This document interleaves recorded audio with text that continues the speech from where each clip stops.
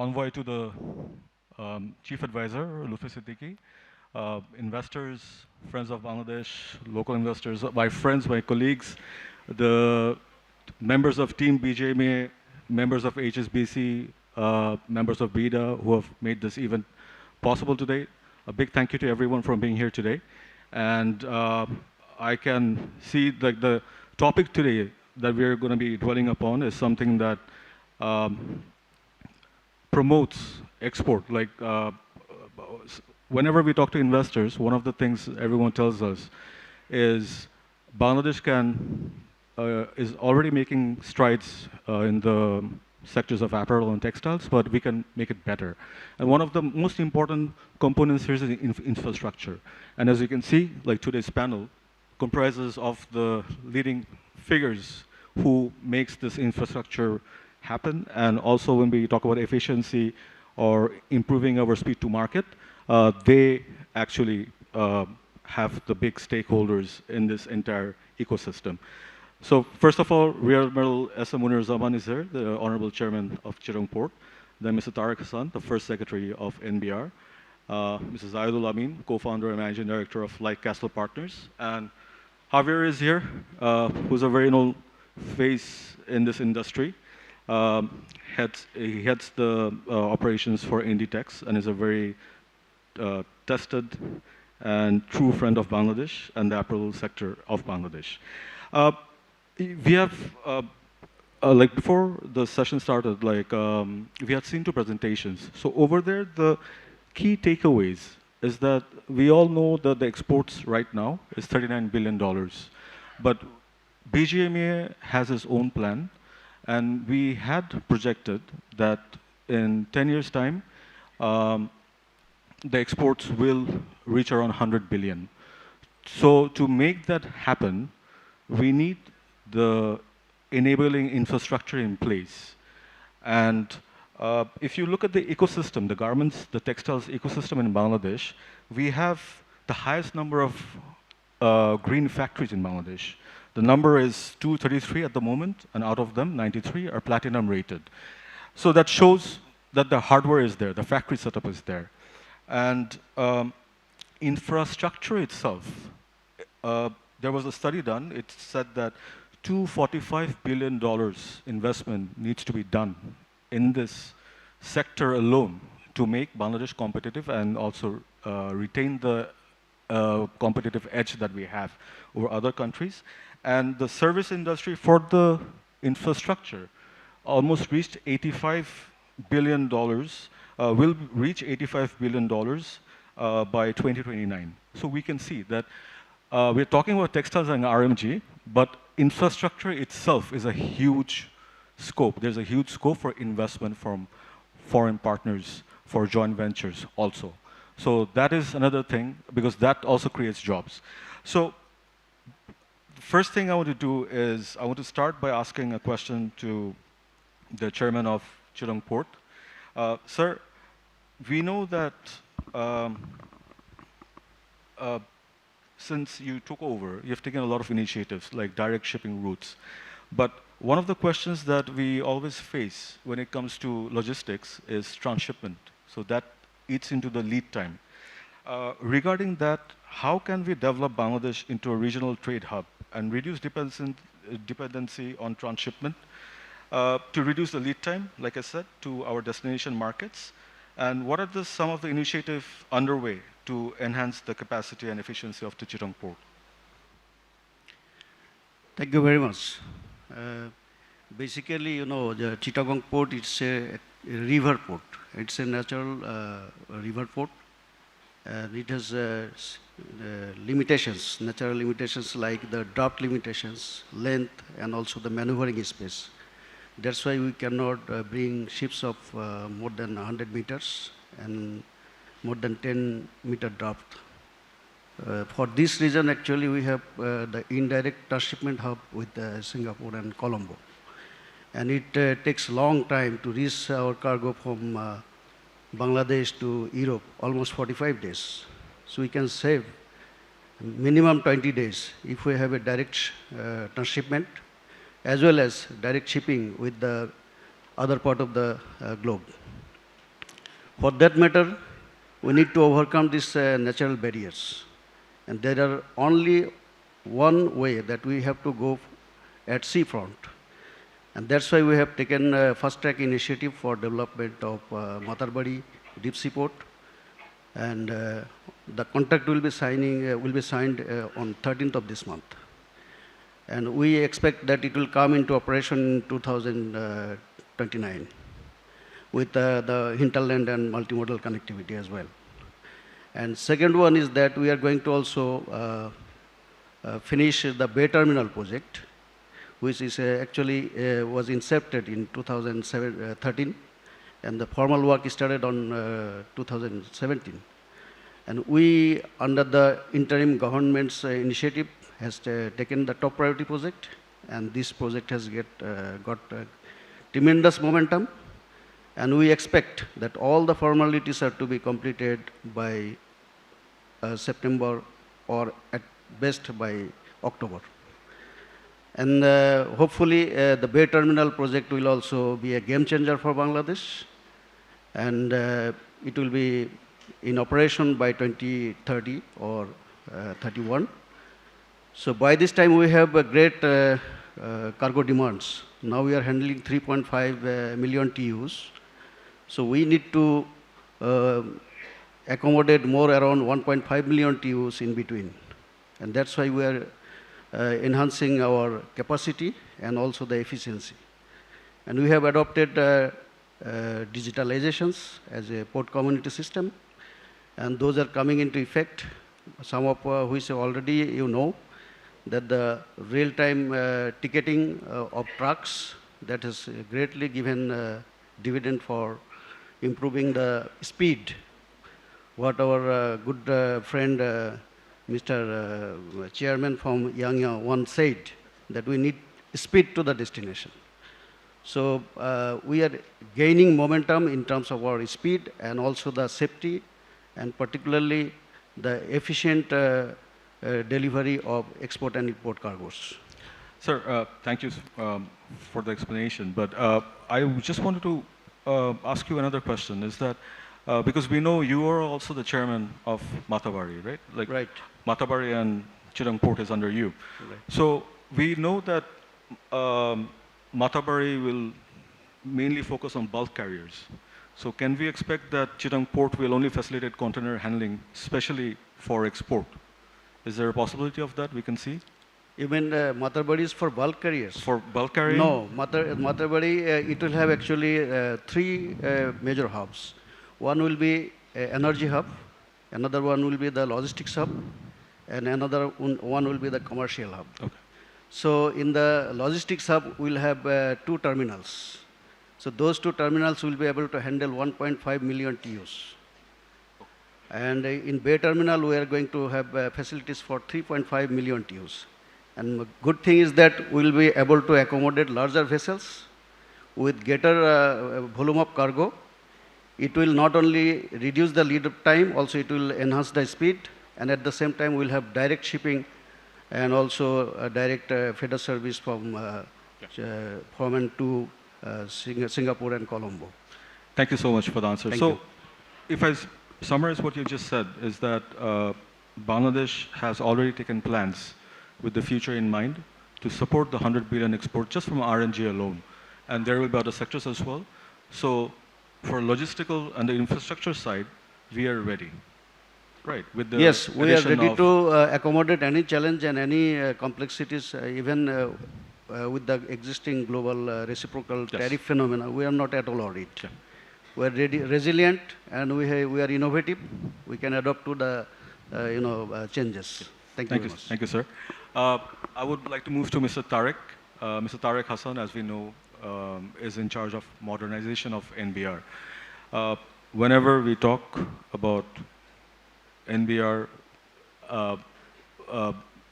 we have seen a huge shift within the last 6 months, especially with the reforms and the changes that the NBR is undertaking, which is a refreshing change from the traditional mindset that we had. And now we can see that NBR is listening to the concerns of the business community.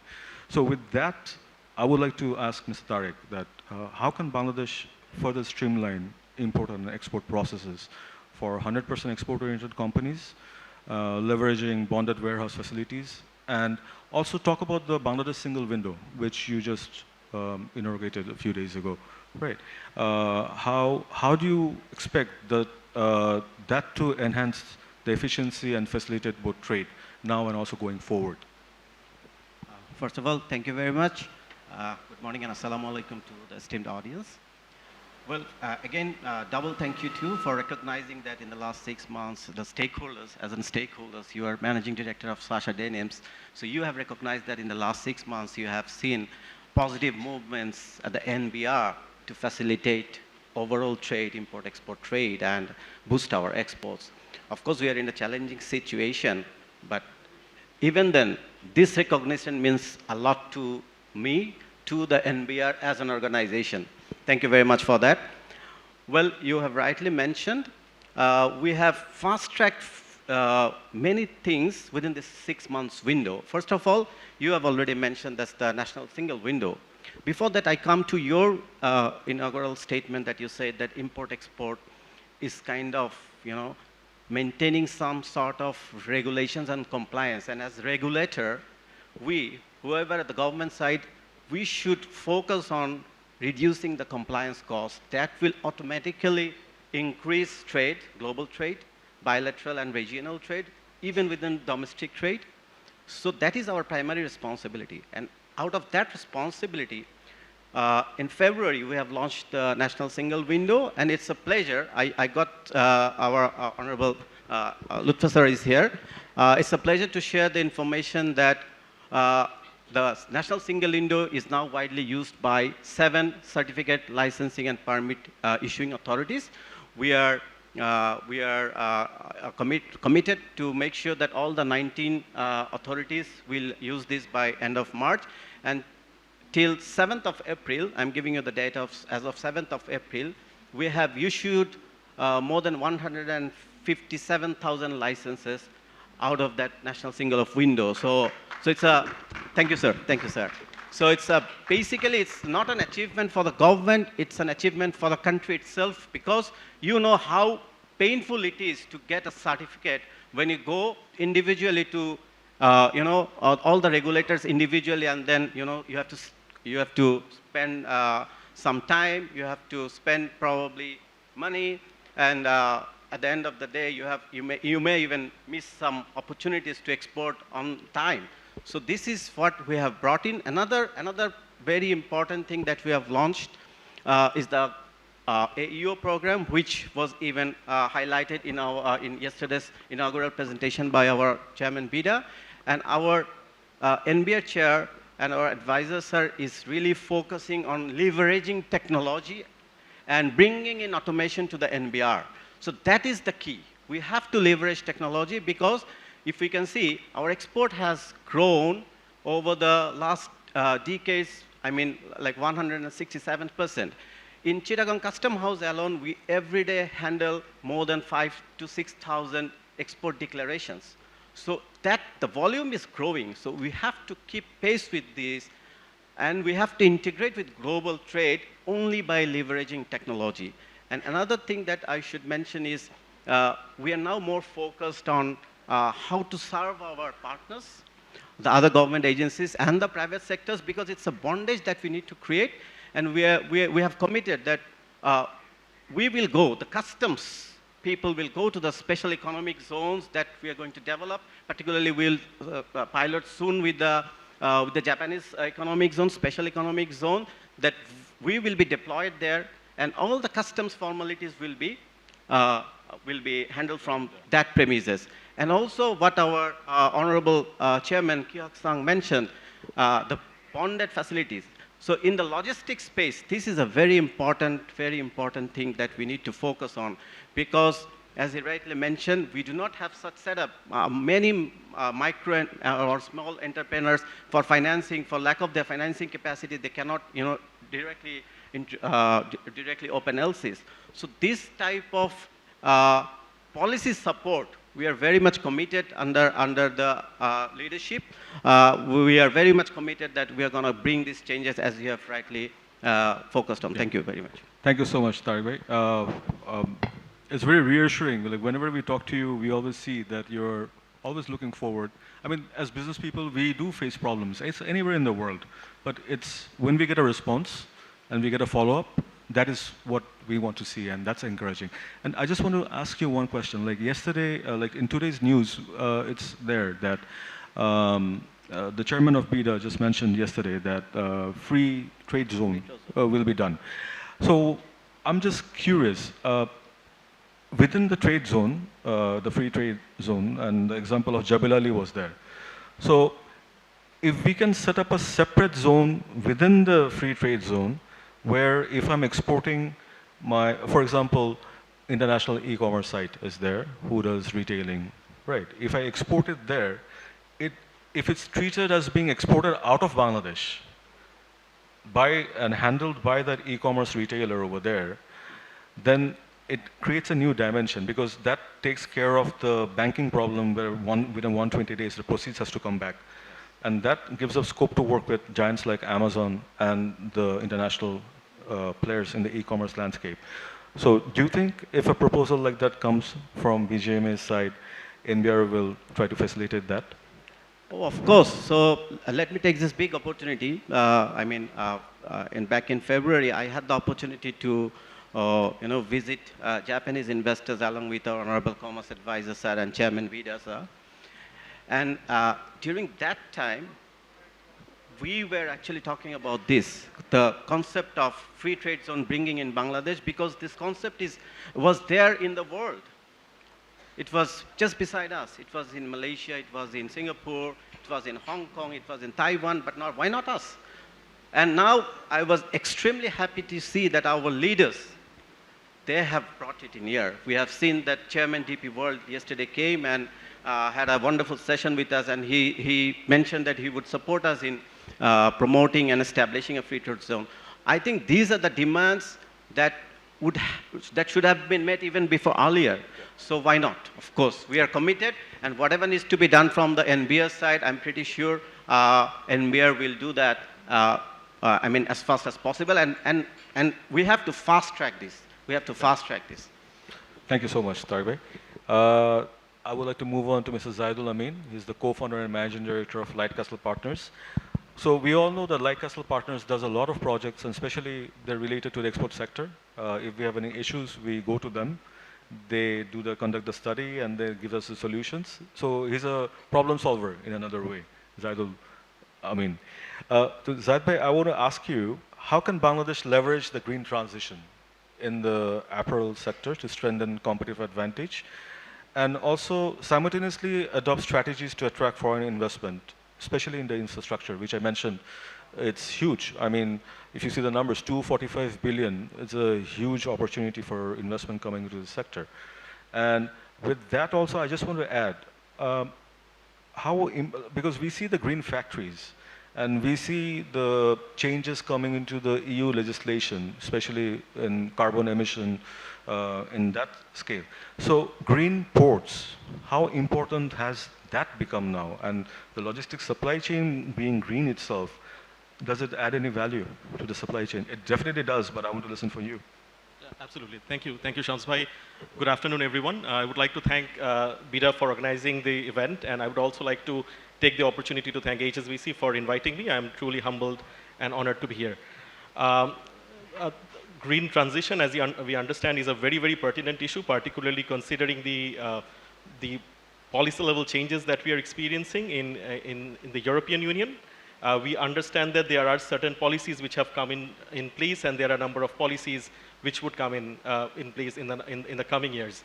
And this would require us to understand how or what implication we have as an industry in terms of carbon emission and finding ways to reduce carbon. As we understand, we have a sizable number of green factories. These green factories focus on operational efficiency. They focus on ways to reduce carbon emission, which is great, resource efficiency and carbon emission. But there is one major gap that I think has to be solved in the near future. This includes the issue of our national grid, which is mostly run by fossil fuel. Only 5% of it is generated from renewable energy. While our country's policy dictates that renewable energy should constitute 30% of our energy mix within the year 2030, which seems quite far away from here. There are rooftop solar operations where most of the green factories have these rooftop solars, but those constitute at most 15% of the energy mix, while the rest has to come from renewable, from the fossil fuel national grid. And this probably cannot be solved by the industry. There has to be significant investment from the government, and there has to be certain ways through which investments have to go in the renewable energy sector. We have seen something very heartening yesterday, where there has been the first instance of corporate power purchase agreement between IFC, PRAN, and a number of bodies, which is a great sign. We have seen something very similar in our neighboring countries, and there has to be more instances where private capital can be deployed in these renewable solar parks and solar farms. There are other ways as well. As we know, our population is quite high, our density is very high, so availability of land is a huge problem, right? And the only way to do that is to pursue other means. For example, one would be to pursue floating solar parks. Other mechanism would be to engage in public-private partnership, which would enable government lands to be used for solar parks. This can be explored as well, because a lot of government entities have access to a significant volume of land which are not arable. That can actually have a major impact on that. Even for rooftop solar, most of these investments are being made by the industry, by the entrepreneurs. There has to be a proper mechanism for going for capex-based investments, which would enable outside investors, be it impact investors. There can be blended financing mechanisms as well. I know for a fact that a number of development agencies have been working very closely with ESG financing to increase the uptake of rooftop solar. Those have to be further structured, and there have to be policies in place which would foster these co-investments in rooftop solar. And that would be one mechanism through which we can increase greening of the RMG sector. We believe that the challenge in the coming years would be quite difficult, but I think through concerted efforts, we should be able to increase renewable energy sourcing through our national grid. Great, thank you. Thank you, Zaid Bhai. To Javier, I would like to move to you. We know that Bangladesh features, as an important partner of Inditex in the global supply chain. Now, as a strategic sourcing destination for Inditex, what infrastructural improvements do you want to see being prioritized for long-term partnership like global buyers like yourself to turn Bangladesh into a more stronger regional sourcing hub, and especially by leveraging its location, the strategic location that Bangladesh has internationally? Okay, thank you, Sams, for introduction. First of all, allow me to say on behalf of my CEO who came yesterday, thank you to BIDA, Mufti, as a representative of the government, BGMA and HSBC sponsors of the event. Thank you very much on behalf of Inditex. Okay, so going back to your question, I mean, it's an ongoing process for the last, I would say, 15 years. What we have seen, not only on Inditex, on the industry, is that the speed of the private sector, the speed of you as a supplier, has been at a different level compared to the growth of the infrastructure in the country. So one of the key aspects that we have been pushing is to reach the same speed. So we all know that we have probably the best factories in the world in terms of LEED certification, but unfortunately the port capacity is what it is, the airport capacity is what it is, and is not enough, okay? In our business model, I mean, we are known to be the last to place the orders, but the first to be in the shops, okay? So we need to be very flexible. Very flexible means to combine shipment modes, sea, air, land, air, so all modes of shipment. So far, Bangladesh is not doing that bad because, again, the resilience of the country and the people is probably the biggest key factor. But we are looking for the new cargo terminal open very soon. I have the privilege to attend to the facilities. Really big congratulations again to the country. State-of-the-art facilities, from 8 docks to 32 docks, 6 scanners against 1 or 2, or sometimes 0 scanners working. So it's a big achievement. And again, the feeder schedule. So till we do have the deep sea port in place, we need a very efficient feeder schedule to the main ports, Colombo, Jebel Ali, Singapore. So this is what we really need. So this is, our main goal. No? We need to be patient. Again, we understand that the deep sea port you cannot build overnight. It will take time. But again, positive that the track that the government is taking is on the right track. Thank you so much, Javier. Well, just to follow up, one of the questions that I would like to ask you is that the online retailing, like if there's a structure in place where we ship to the free zone, to the dedicated space, which is treated like being outside of Bangladesh, so the export proceed we can bring back easily.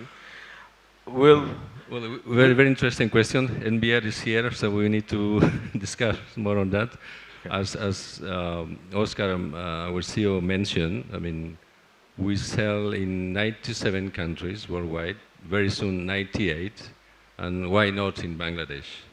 Certain conditions should be matched in terms of, one of them is tariffs. Bad word this week, but anyway, this is the main thing. And of course, logistics. So we produce in 40 countries. Our collections are made from these 40 different origins, and we combine in our distribution centers in Spain and then send back to the shops in Japan, in Aruba, in Mexico, in South Africa. So we need a very robust infrastructure for our logistics. But we are, again, open to open in Bangladesh, no doubt about this. And in the last 6 months, you've noticed that the visible changes, especially when it comes to the NBR, like we have noticed as a private sector, we have noticed some changes. So as an international buyer from Bangladesh, who has to deal with the logistical, the infrastructural issues in Bangladesh, have you also noticed that and see it as a positive development? Of course. The new air is very visible. From the team, be the advisors and NBR. You cannot discuss about this, but should be again a joint effort. You need to have full stakeholders' commitment to move forward. Otherwise, it will be even tougher. Thank you. Thank you, Carlos. Thank you. Zahid, I will come to you. Just on this thing, on improving efficiency. I know infrastructure, the thing is on infrastructure, but it's also on efficiency. Digital signatures, it's a small thing, but that can also impact a lot of the issues that we have, signing documents, especially when related to exports. How do you think these small things, and whenever we talk about exports, we talk about large industries, we talk about bonded warehouse, but we know SMEs also are part of this, this ecosystem. And how do you think they will feature into this, especially with startups, when it comes to startups and providing tailored solutions for the industry? How do you think they will fit into this ecosystem? Yeah, I think that's an excellent question. Startups honestly haven't been too much involved in the RMG sector till date. There are a few players who are mostly involved at the backward linkage, where they're helping with the sourcing processes. There are a couple of e-logistics companies like Trucklugbe who are actually facilitating the process of getting transportation vehicles. There are definitely interesting opportunities. For example, I've come across companies who have been able to to foster ways through which they can facilitate the transactions. Alongside, there would be opportunities for companies like Shin, something a similar business model with similar business model, who would be able to also lead these changes. Currently, the overall policy regime is not conducive for B2C sales, based on a study that we did last year for IFC. However, there are possibility of streamlining these policies in order to make sure that B2C brands are also able to sell in the international market as well. I think this is possible, this is doable, others are doing this, and there is no reason why we can't. Great, thank you. Mr. Tariq, one question to you, my last question to you would be like, there are a lot of concerns which will come up, a lot of questions which will come up from the investment side, from the local investors, people who've invested, from the brands. How soon can we see the follow-up done by NBR regarding those concerns after we finish the summit? Because because we know that we mean business right now. So, and we have seen the speed at which a lot of the issues were dealt with very swiftly, very quickly.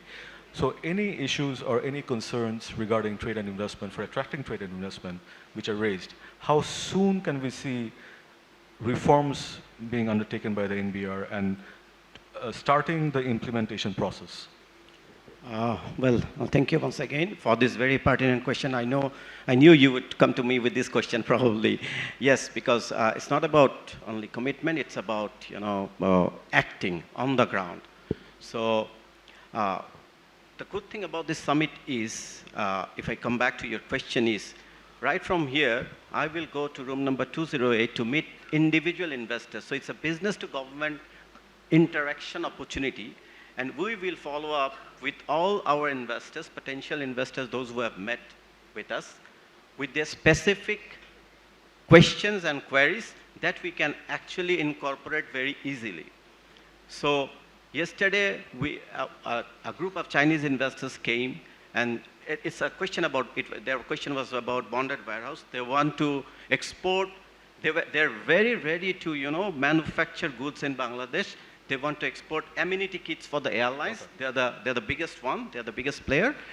But there are some issues with us, customs, because in the amenity kits, they put some perfume, they put some toothpaste. In other countries, they will consider it as raw material, but in Bangladesh, it's not. So it's a concern that we need to address, but we were not approached with this type of queries and questions that we have to address.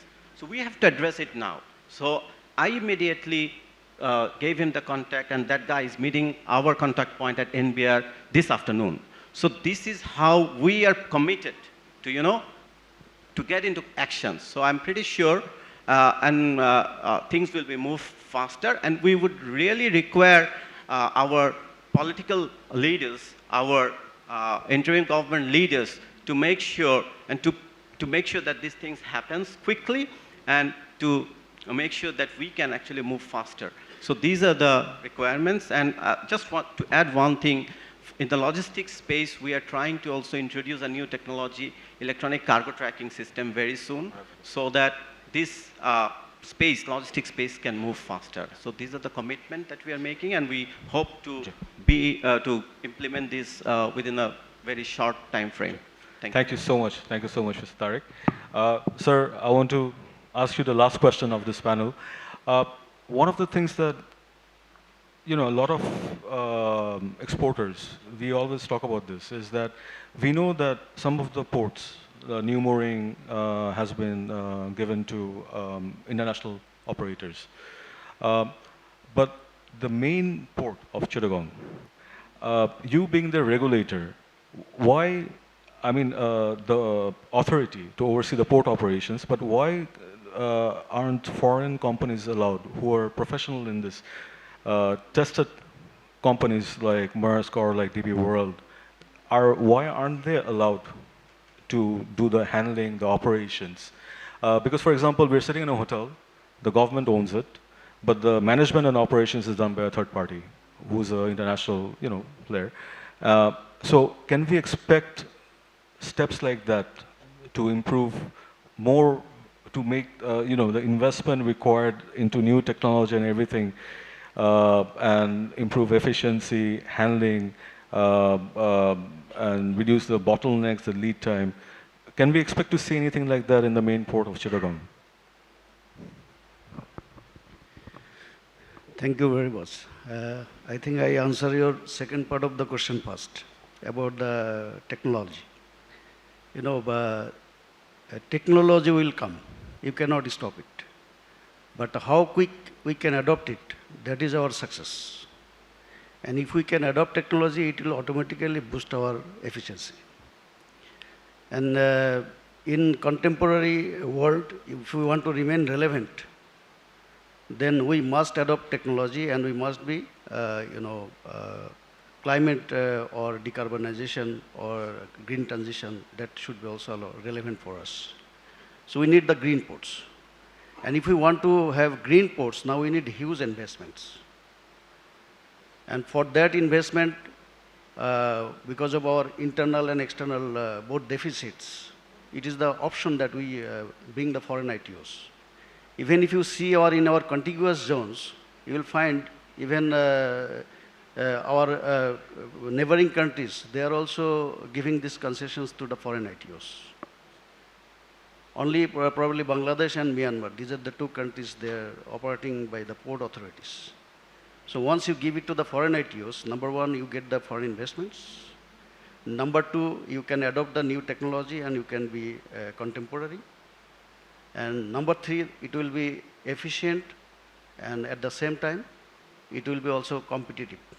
So your cargo export and import, it will be very contemporary, safe, secure, reliable, and the speed that I have coined today, that is speed to market, that will be achieved. Thank you very much. Thank you so much, sir. So that concludes to this session. I just want to wrap up by 2 sentences. As we can see, that Bangladesh is ready for business. And I would like to end by saying Bangladesh 2.0 is all geared up, and we are looking forward to everyone being friends of Bangladesh and form partnerships for the future. Thank you so much.